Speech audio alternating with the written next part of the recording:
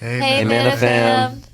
Welcome back to Manna and Millie, episode 10, Clarity in Career Chaos. This episode, we're going to be discussing how important it is to lean in to trusting God for your future. And, yeah. Clayton? Deuteronomy 8:3? Yeah. All right. So our mission verse is Deuteronomy 8:3, which says, "And he humbled you and let you hunger and fed you with manna, which you did not know, nor did your fathers know, that he might make you know that man does not live by bread alone, but man lives by every word that comes from the mouth of the Lord."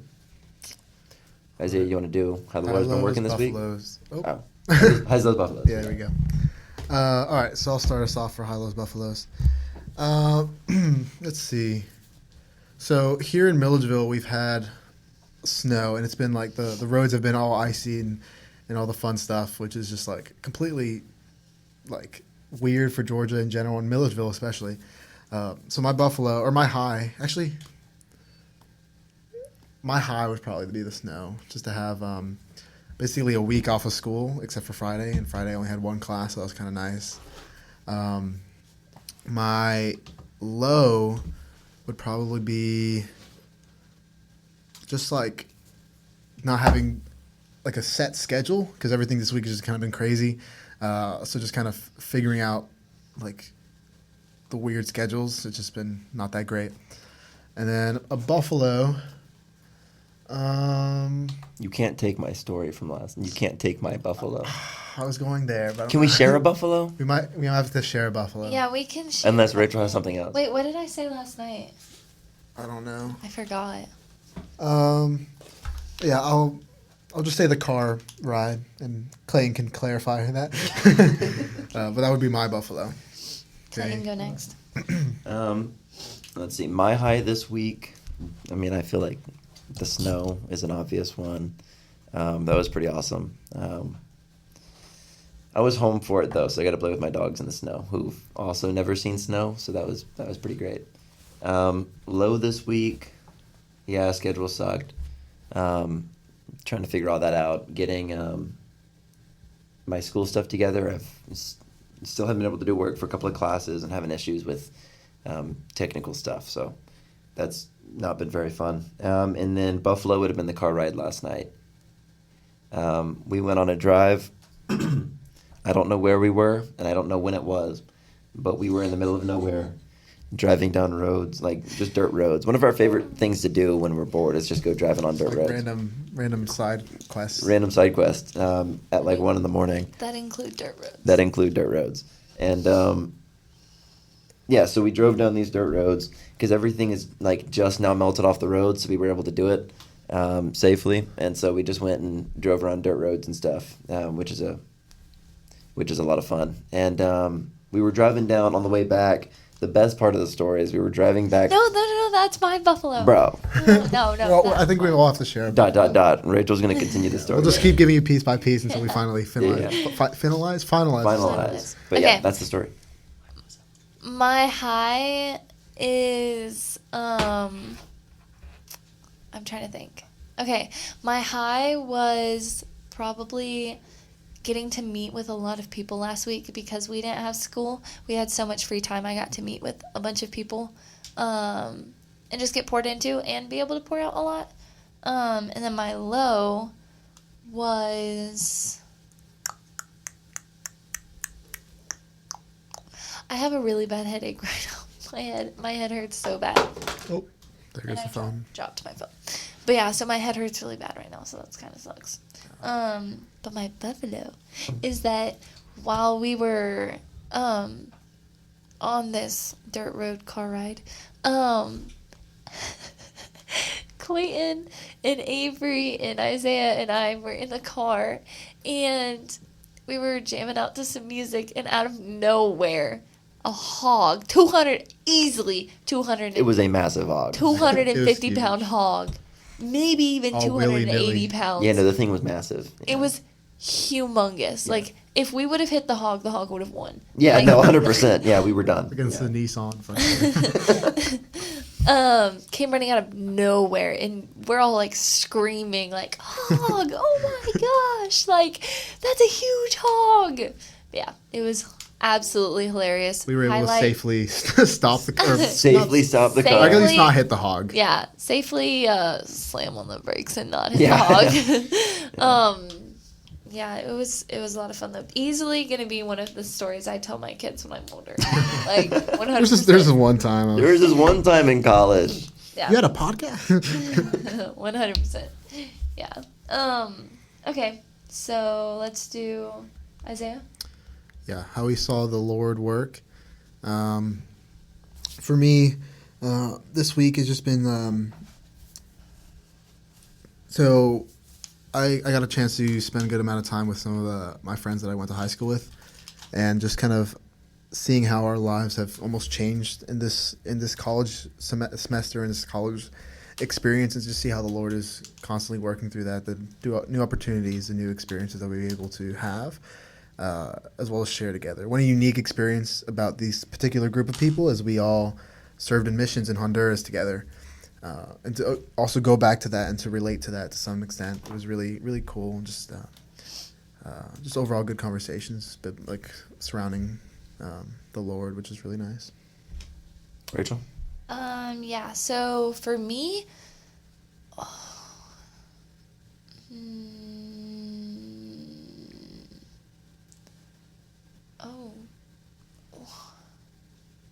I'm trying to think.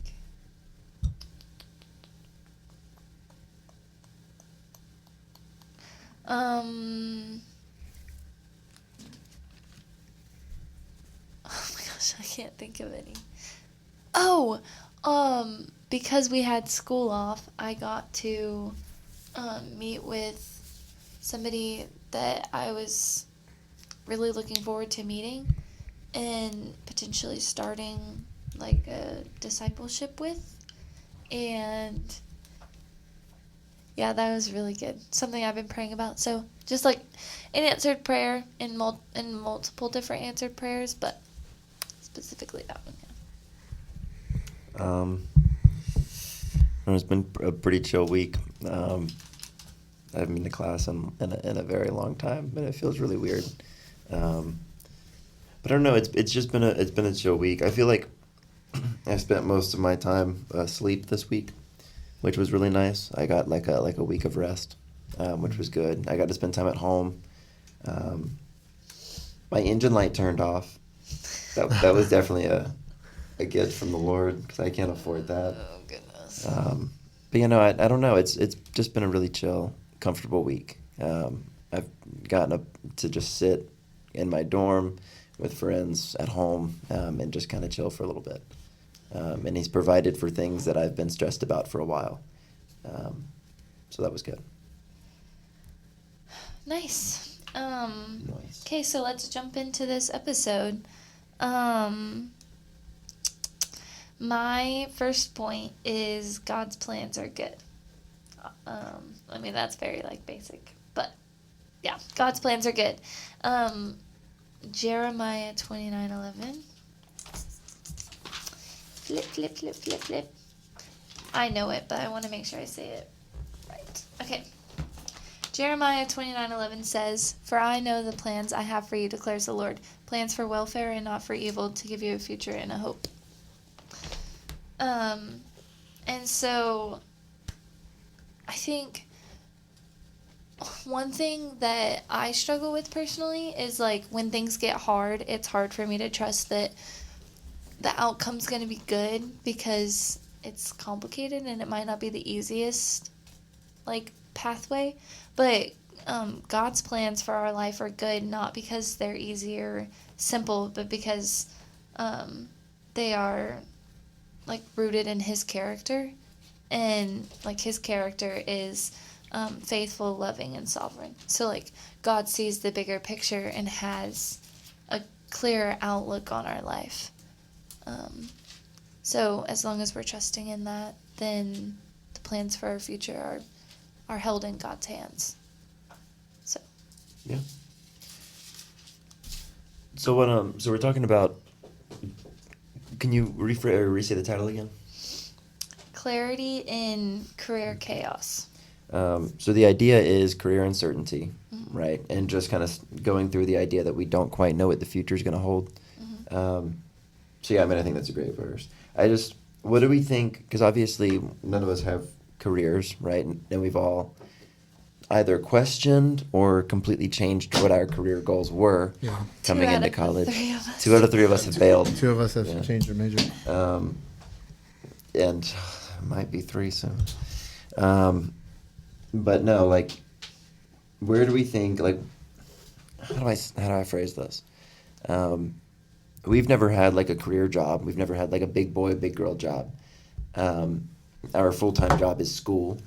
And so how do we approach kind of like what we want in our future, what kind of jobs to look for, what environments to put ourselves in? What do we think the best way to look at that is, and to realize when we need to switch things around?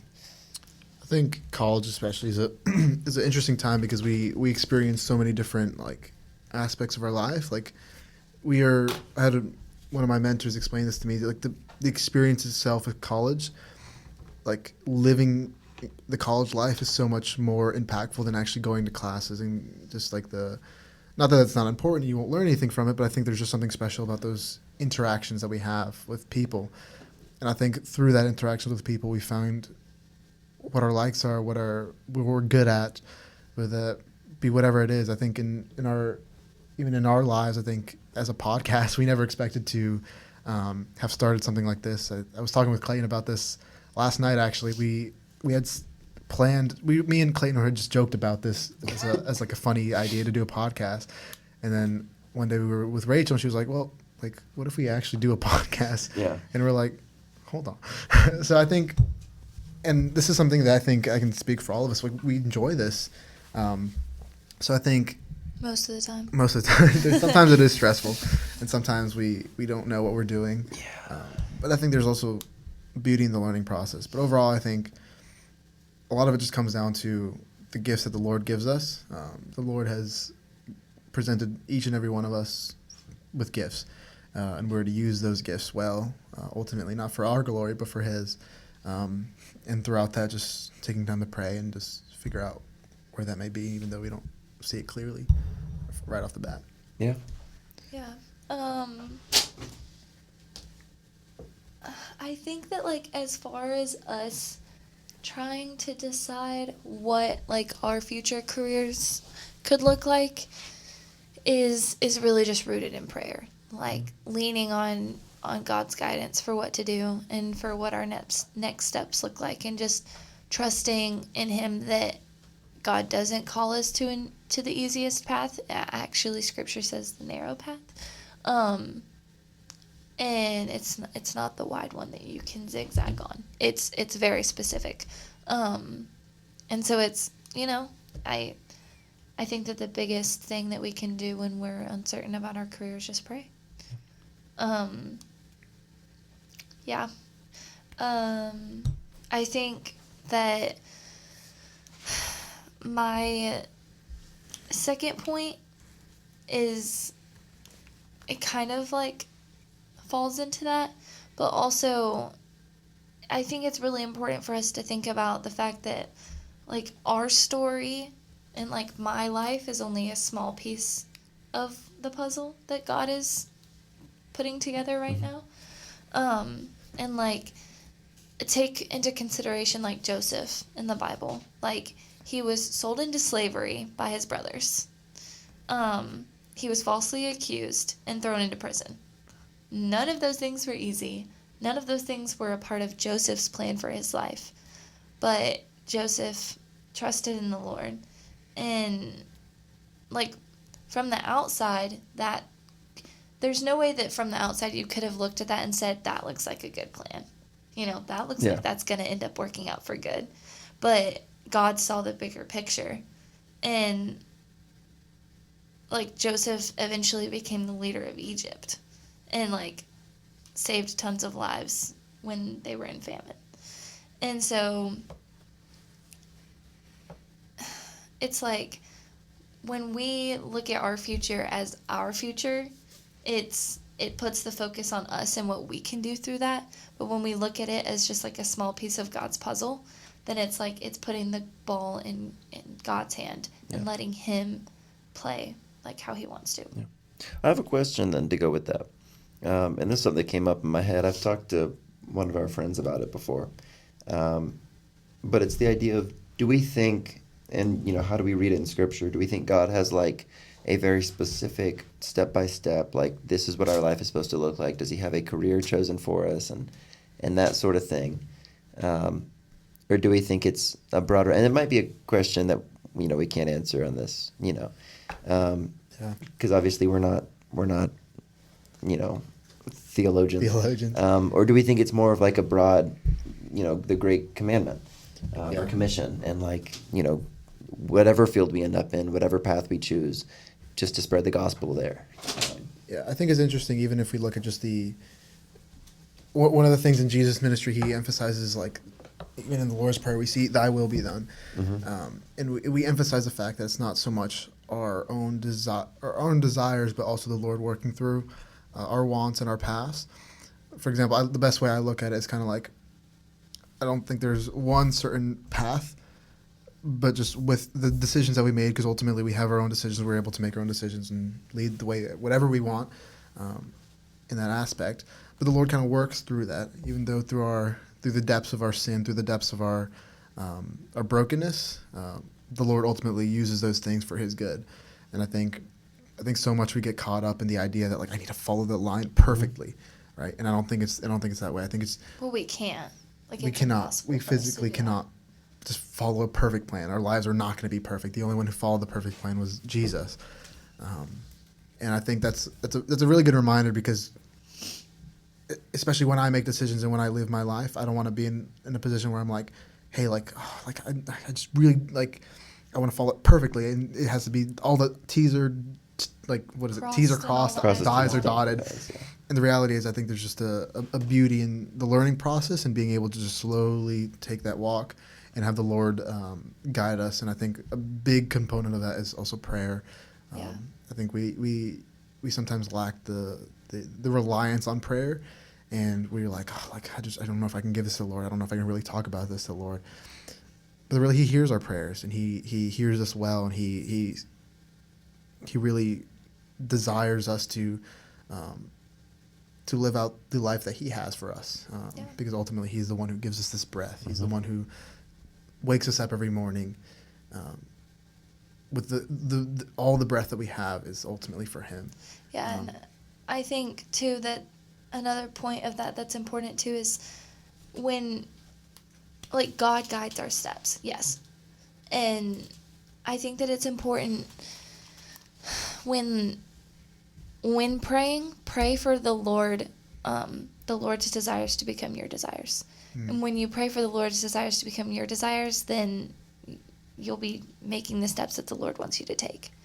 But yeah, I think Genesis 50:20 says, gotta flip there. Genesis 50:20 says, as for you, you meant evil against me, but God meant it for good, to bring it about that many people should be kept alive, and as they are today. So I do not fear, I will provide for you and your little ones. So do not fear, I will provide for you and your little ones. Thus he comforted them and spoke kindly to them. And that's like basically saying that God's plan wasn't just about Joseph. He had a much bigger purpose for him, and this is true for us too. It might not be saving countless lives, but God still uses us as a piece in his puzzle. And that's just like, God had a much bigger purpose for Joseph, just like he has a much bigger purpose for our lives. And the things that we do, the choices that we make, the things that we go through, God has a bigger purpose for our life. And I think that relying on him to guide those steps, we get to be a part of the puzzle. And when we trust in him and allow him to lead those steps, he can use us in ways that we could have never imagined. So yeah, and then also Romans 8:28 confirms that like God has a bigger purpose for us. When it says, and we know that for those who love God, all things work together for good, for those who are called according to his purpose. And that's just like the confirmation. Yeah. So I think even the temporary aspect of it all, just to understand that it's just such a small part of our life and just a small part of our eternity with the Lord. And I know we kind of joke about this a lot, just the whole idea of Ecclesiastes and like, oh, vanity, like it just like doesn't really matter. But the reality is, I think through we were able to make these decisions and we were able to just kind of lead in this way through the Lord's guidance. But the reality is, this is just such a small piece of our lives. Ecclesiastes 1:2 says, "Vanities of vanities," says the preacher, "vanity of vanities. All is vanities. What does man gain by all the toil at which he toils under the sun? A generation goes and a generation comes, but the earth remains forever. The sun rises and the sun goes down and hastens to the place where it rises." I think one thing that genuinely remains firm is just the Lord. We will all pass one day, and we will all, like, generations and generations will continue to come, but the one that remains the same is the Lord, and he's the one who gives us this life and continues to work through that. And I think that's just such a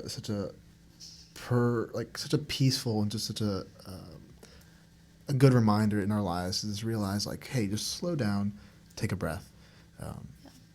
It's going to be okay. it's like a story that I was going to share in a second about, we'll get there.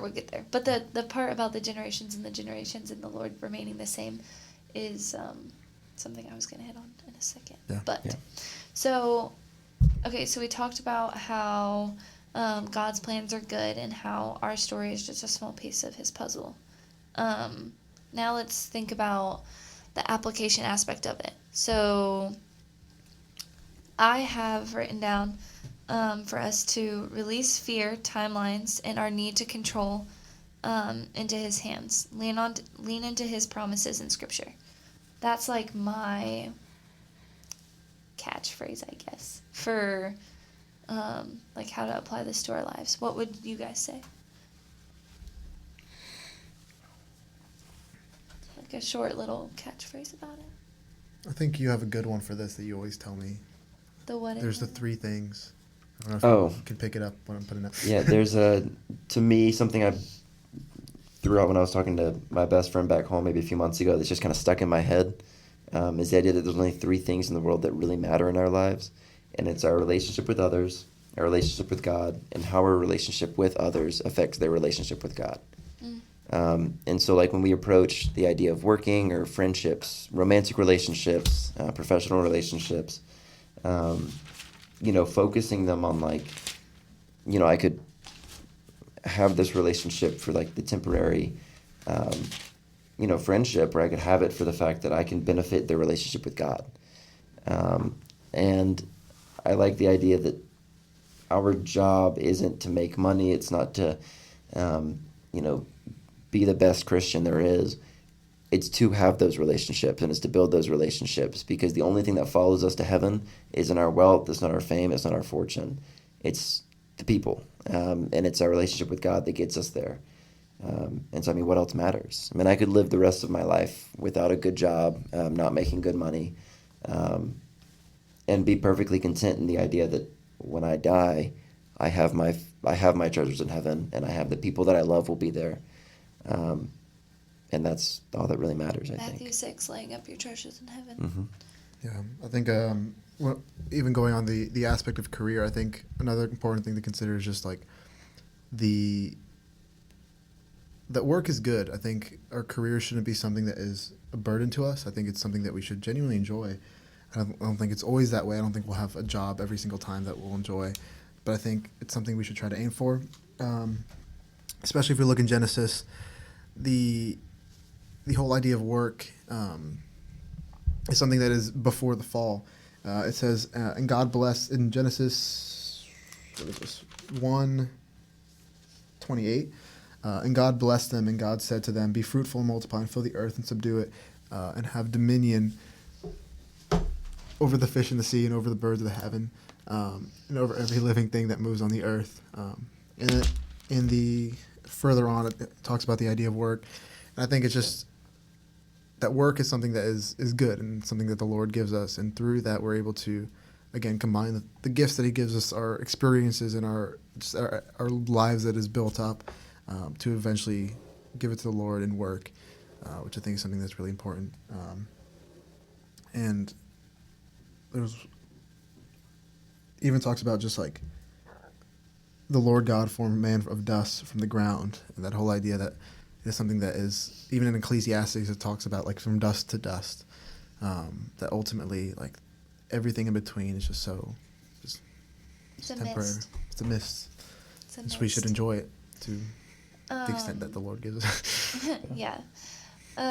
Okay, so I have a question. Quick, not too much. I don't need a Isaiah and clean answer.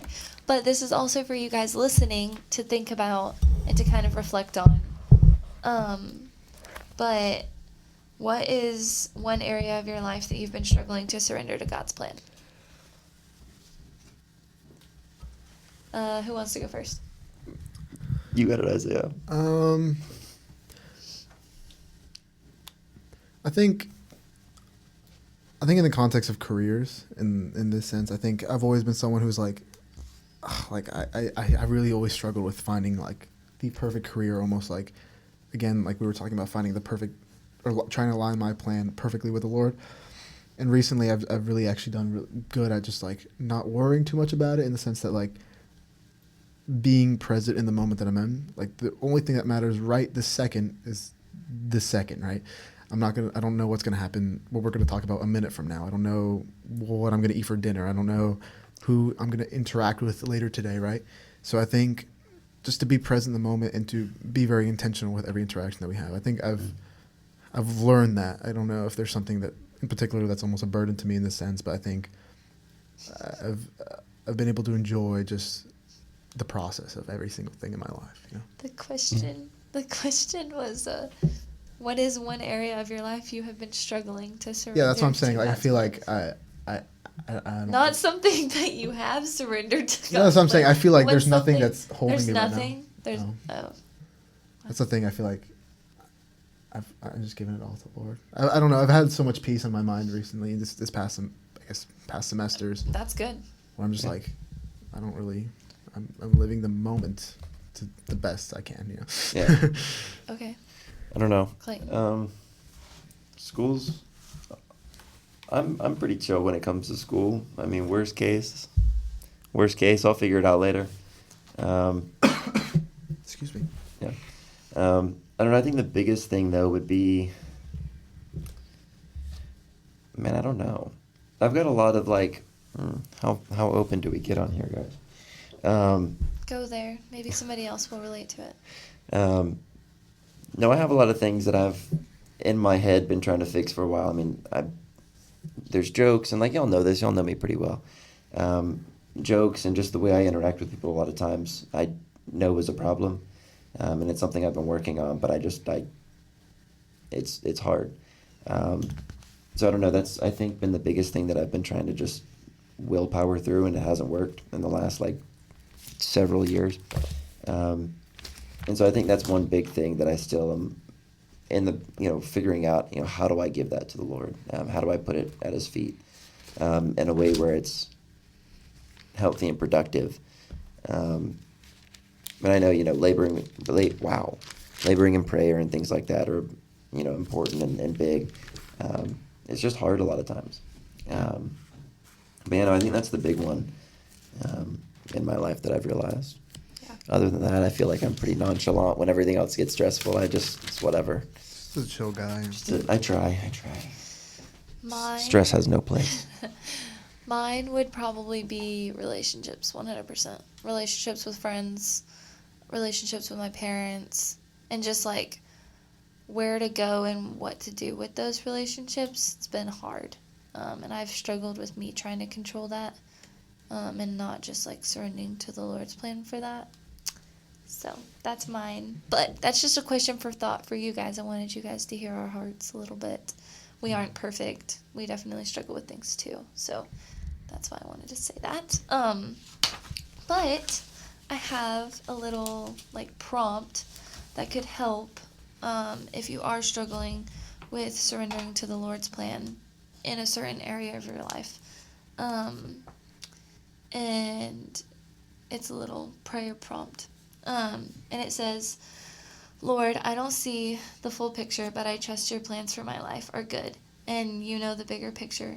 Help me walk by faith with blind obedience. So in surrendering our plans to him, we open a door for him to do way more than we could have ever imagined.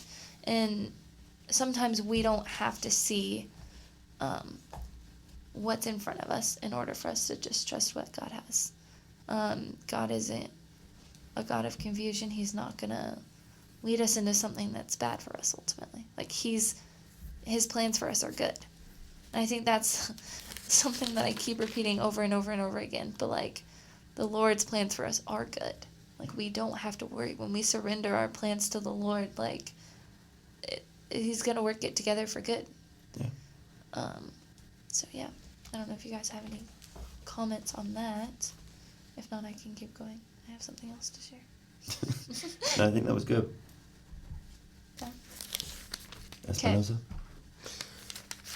Yeah, I think as well as just giving it back to the Lord. 1 Corinthians 10 talks about just giving it to the Lord in glory. I think when we even if we do have these struggles, and if we do feel like we are almost suffering in our own pride or our own ambitions or whatever that may look like, I think an acknowledgement that it's not about us, that it's not that I don't really matter, but I matter because the Lord, I don't know how to phrase this, but like it's ultimately for his glory. Less of me, more of you. Yeah, less of me, more of you. I think it's John 30:33. He must increase, I must decrease. I think I'm quoting that correctly. But yeah, like I think looking at it in the bigger sense and just seeing like, it's all you, Lord. It's all you. Yeah. Yeah. Okay. So, at Journey this week, which for those of you that don't know what Journey is, our pastor has us over to his house on Monday nights. And normally I don't get to go because I have chapter on Monday nights. But this past Monday I was able to go because it was MLK Day. So we had paper chapter. So I was able to go. And we talked about Joshua 2. And so I'll share my little notes from... Okay, so we talked about Joshua 1, but then after, hold on, let me turn there. I want to be saying this right. So we talked about Joshua, hold on. We talked about Joshua 1 and 2, hold on. I just like hit my... No. With the microphone. Okay. Wait. Yes. Wait. Oh no. Hold on. Okay. We talked about Joshua 1. I think. Oh my gosh. Okay. Anyways, we talked about either Joshua 1 and 2. Or 1 or 2. I don't know. But we didn't talk about Joshua 3, but what we talked about was so, interesting to me that I continued on into Joshua 3 because I wasn't going to be there the next week for us to talk about it as a whole group. And basically what happens in Joshua 3 is Israel crosses the Jordan River. But the background is important. So the background in the previous chapters is that Moses died, and God appointed Joshua to lead the Israelites because Joshua had been Moses's assistant basically, And so Moses died, and God appointed Joshua to lead the Israelites. And Joshua's primary mission was to lead the Israelites to the promised land that God had promised Abraham, Isaac, and Jacob. The problem is that they had to cross the Jordan River, and when they got to the Jordan River, it was flooded. The problem with this is that the priests were carrying the Ark of the Covenant, and the Ark of the Covenant was this like sacred item that only the priests could carry. They couldn't touch it, and if they touched it, they would die. And it was like the most sacred artifact basically at that time, because of what it represented. And so when they got to the river that was flooded, they were like, how are we going to do this without destroying the Ark of the Covenant? And so God told them to step into the river. And they basically were like, you want us to do what? You want us to step into the river with this Ark of the Covenant that's the most sacred piece of, like, the most sacred thing that we have right now, and you want us to step into this flooded river with it. And God was like, yes, step into the river with it. And Joshua told them to, and they obeyed what God said. And so Joshua obeyed God even though the waters weren't parted yet. And God parted the waters because of their obedience. And Joshua trusted the Lord's heart in this moment because he had seen his faithfulness as Moses' assistant when Jesus provided manna from heaven, parted the Red Sea, and they had so many victories over things that they should have lost. So because Joshua was faithful to the Lord parted the seas for them to cross and eventually make it to the promised land. But I'm trying to explain this and I'm struggling. But I don't know. Do you guys get what I'm trying to say, or am I just sounding like gibberish? No, I get it. Okay, so the main part of this is when you can't see his hand, trust his heart. And so even when you can't see what the outcome's going to be and you can't see what Jesus is doing and how Jesus is working in the moment, when you trust his heart, you know that the Lord's faithful, you know that the Lord is kind, and you know that the Lord is good. So when you trust in his heart and you're seeking his heart instead of seeking his hand, then ultimately that's going to lead you to obey. And out of that obedience, you're going to see his hand. And ultimately, he's going to work all those things together for good. Yeah. I don't know if that made any sense, but that's what I was trying to explain. What's the song that we sing at Awaken? Disclosure. Wesley changed their name to Awakening, so if we've referenced Wesley in the past, or if we do throughout the rest of the semester, we probably mean Awakening, which is their new name. But there's a song that we've sang there before that's like, seek your face before I seek your hand. And the idea of like seeking to know and to see God before we seek his promises and his blessings. Yeah, I think I know what you're talking about. It's interesting that you mentioned the word faith, because even in the Old Testament, the faith is something that's like mentioned throughout. Just kind of the whole idea of, I'm trying to like remember. I had a conversation with someone about it, but like the general, I don't know if it was with you. I had this conversation with. I don't know. But the face of God is something that is interesting in the Old Testament, because it's like, even just like the whole idea that like God is not something that we can have a tangible way of viewing him or communicating with him in that sense, but still we're able to give our trust to him. I think even the Lord can represent himself through people, through just like our prayer time and just speaking to us in that way. I think it's just really cool, but I don't know. It's just even for non-believers, I think it could be something that's just like so hard to grasp that concept, and it really does take a lot of faith. And I think one of the things that I found myself to almost give my whole faith to the Lord is just like the constant like reminders and the generalization of the Bible, just having it be such a comfort in that way, to be so clear in so many different things, as well as just even outside, like even just like looking at Jesus and the life he lived. One of the biggest things is like I believe the Bible not because of a random whim or because I just feel like it. I believe it because it has proven to be right. So in my head, to my heart, to my hands in prayer. I think it's something that is just has been a part of my life and the way I've just kind of considered things in my walk. Yeah. Yeah. I know this isn't the song that you're talking about, but there is a song that's called Nothing Else. And it's like, you know how the song goes, but you guys should listen to the song, Nothing Else. I wish I could figure out what that song was. Ask your cousin. Give Me Jesus? Is that it? No. I don't remember the name. I kind of maybe know the lyrics, but I really don't remember, to be honest with you. I know what you're referencing, but... Is it Promises? Time and time again. No.